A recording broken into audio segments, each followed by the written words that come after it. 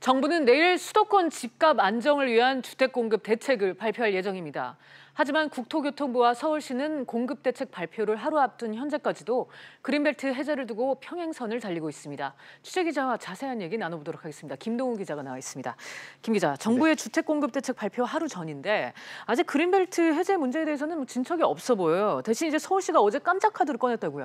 네, 그렇습니다. 국토교통부는 서울 인근 그린벨트 해제를 통해서 주택 5만 호를 공급하겠다고 밝힌 바 있는데요. 하지만 그린벨트 해제권을 가진 서울시에서 반대를 하면서 차질 우려가 커진 상황입니다. 대신 서울시는 그린벨트 해제 없이 6만 2천 호의 주택을 공급하겠다고 밝혔습니다. 이는 국토부가 그린벨트 해제로 공급하려던 5만 호보다 더 큰 규모입니다.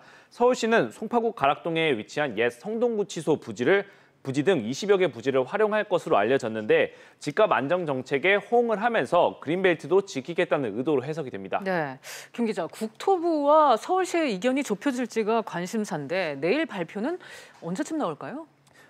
아마 내일 오후쯤 나오지 않을까 생각됩니다. 네. 국토부와 서울시의 이견 해소는 좀 난항이 예상되기 때문인데요. 서울시는 현재 80%인 상업지역 내 주거 비율을 90%로 상향하고 준주거지역 용적률을 400%에서 500%로 올리면 그린벨트 해제 없이도 주택 공급을 할 수 있다는 입장입니다. 반면 국토부는 주택 공급 측면뿐만 아니라 그린벨트 해제라는 강력한 신호를 시장에 줌으로써 집값을 안정시키려는 의도도 가지고 있습니다.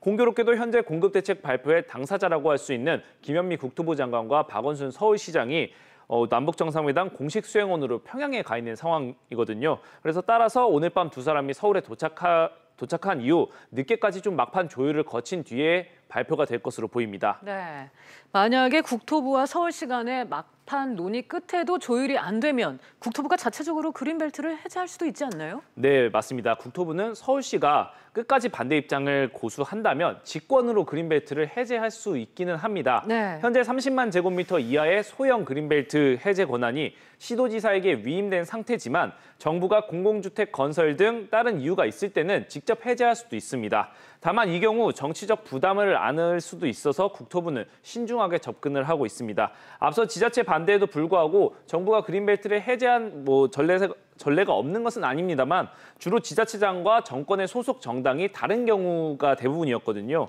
여당의 유력한 차기 대권 주자로 거론되는 박 시장이 이끄는 서울시를 상대로 정부가 집권 해제하는 모양새는 정치적으로 부담이 될 수가 있습니다. 따라서 내일 발표 전까지 어떻게든 양측 간 타협을 볼 것이란 전망도 나오고 있습니다. 네, 정말 이 서울 수도권의 부동산 과열을 해결하기 위한 공급 대책 어떤 게 나올지 지켜봐야 될 것 같습니다. 지금까지 김동훈 기자와 얘기 나눴습니다. 잘 들었습니다.